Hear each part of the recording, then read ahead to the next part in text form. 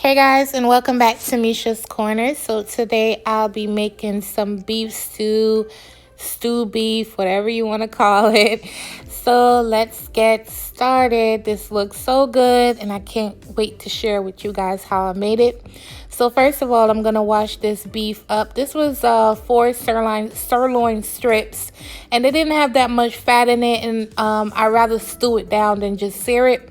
So I'm going to wash these up really well with lemon and lemon juice, and then you're just going to rinse it up, discard the lemon and the water, and get it ready to go.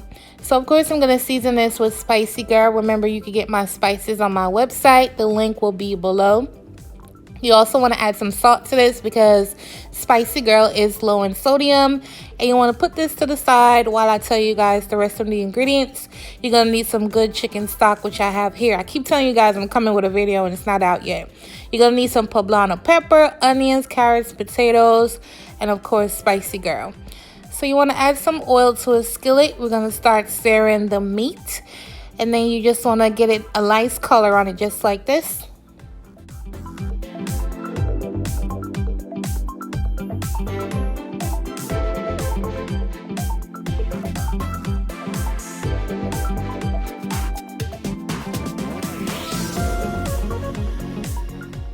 As you can see here, after I seared the meat, it left some fond in the pot. It's not burnt. All of that is going to come up and give your gravy a beautiful color without adding artificial ingredients.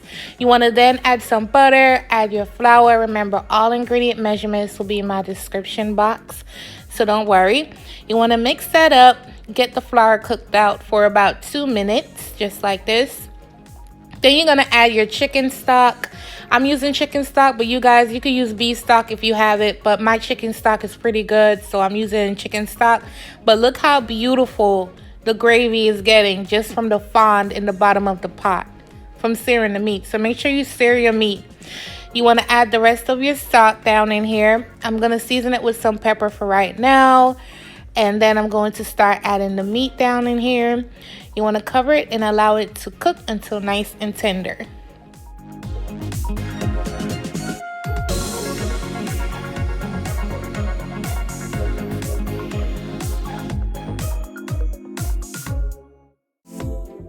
After about 90 minutes, this is how my meat looked.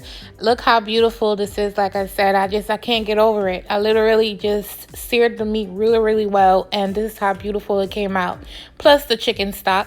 Do you see how tender my meat is?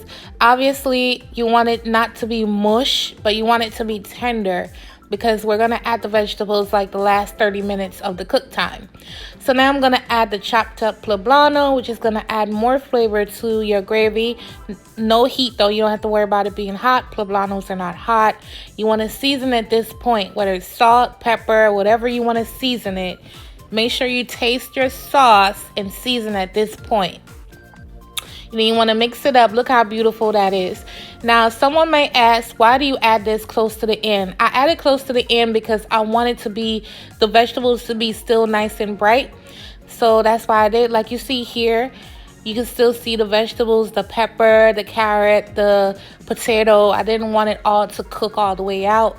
But this looks amazing. The house smells amazing. I hope you guys give this recipe a try. And I hope you guys enjoyed this recipe. And I'll catch you on my next one. Bye, guys.